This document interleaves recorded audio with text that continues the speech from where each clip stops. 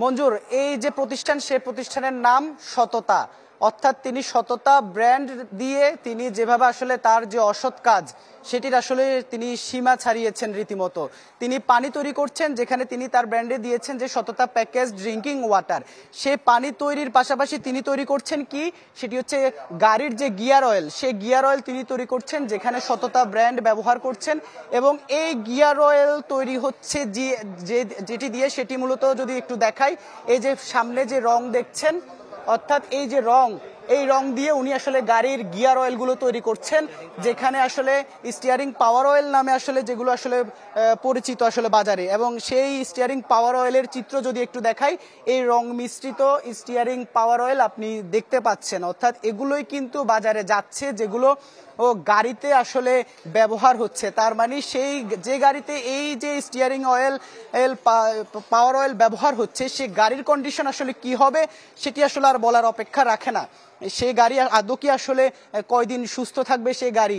এবং এই যে রং, অর্থাৎ এই যে রং মেশানোর পরের রং পাশে রাখা হয়েছে, পাশে যে পানি মিশ্রিত যে গিয়ার অয়েল সেটি, পাশে রং, অর্থাৎ এই দুইটি দিয়ে এমন উৎকোচ করা গন্ধ আসলে এখানে থাকাও দায় যে রং উনি আসলে ব্যবহার করছেন। অর্থাৎ একটি ফ্যাক্টরি যেখানে আসলে পানি তৈরি হচ্ছে, সেই পানির নামে তিনি যেভাবে আসলে যা তা ব্যবহার করে যেভাবে মন চাচ্ছে সেভাবে কিন্তু তিনি আসলে বোতলে ভরে একটি স্টিয়ারিং অয়েলের কালার নিয়ে এসে সেটি বাজারে ছেড়ে দিচ্ছেন। তবে সেই ব্যক্তি, সততার যিনি মালিক, সত্ত্বাধিকারী মোহাম্মদ সেলিম, তিনি আবার সেটি স্বীকারও করছেন না। তার বক্তব্য, এই যে সততা গিয়ার অয়েল যেটি ব্যবহার হচ্ছে এটি তার এক বন্ধু এখানে রেখে গিয়েছেন, তবে নাম কেন সততা ব্র্যান্ড সেটি কিন্তু আসলে তিনি স্বীকার করছেন না।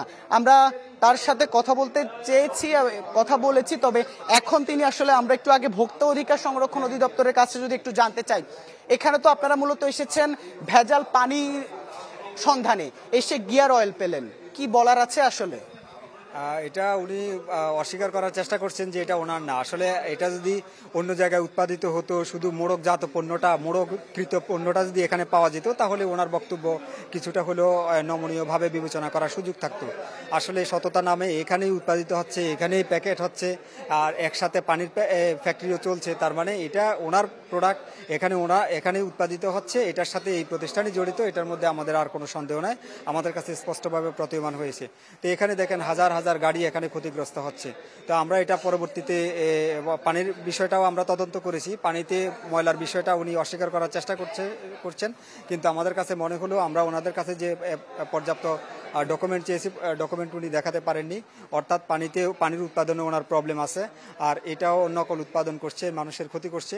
2 লাখ টাকা জরিমানা করেছেন এবং যেটি সিলগালা সেটি করছেন। অর্থাৎ আমরা যদি একটু মালিকের সাথে একটু কথা বলার চেষ্টা করি, তিনি আসলে বারবারই অস্বীকার করছেন এই যে গিয়ার অয়েলের বিষয়টি। আমরা সেই মালিক মোহাম্মদ সেলিম, ওনার সাথে, আপনার এই যে এখানে নকল গিয়ার অয়েল নিয়ে আসলে কি বলার আছে? আমার কিছু বলার নেই ভাই। আপনি অপরাধ করেছেন? অপরাধ করেছি, স্বীকার করছি। গিয়ার অয়েলটি কি আপনার? আমার না। কার? এটা বললাম আপনাকে অনেকবার বলা হয়েছে। সততা ব্র্যান্ড, এটা সততা ড্রিঙ্কিং ওয়াটার আমার। আর গিয়ার অয়েল ভাই এগুলো আমার না, এটা আমার এক বন্ধুকে। আমি এটা আপনাকে বলছি ভাই, আর বলতে পারবো না। একবার বলা হয়েছে, এগুলো আপনারা অনেকবার বলছে একই কথাটা। আসলে উনি যেমনটি বলছেন, উনি বারবারই একই কথা বলছেন যে আসলে পানি ওনার, গিয়ার অয়েল ওনার না। যেহেতু পানিতে সামান্য ভেজাল পাওয়া গেছে, ময়লা, আর যে গিয়ার অয়েল সেটি আসলে পুরোটাই তো আসলে দেখলেন, পুরোটাই দেখালাম, যার কারণে তিনি সেটির দায় স্বীকার করছেন না। তো মঞ্জুর, এ ছিল এখানকার আসলে অভিযানের সব। ধন্যবাদ আপনাকে। দর্শক, চট্টগ্রামের চাঁদগাঁওয়ের খাজা রোডে নকল পাওয়ার অয়েল কারখানায় অভিযান চালাচ্ছে ভোক্তা অধিকার সংরক্ষণ অধিদপ্তর। এ বিষয়ে বিস্তারিত জানাচ্ছিলেন সহকর্মী ইবেন মির।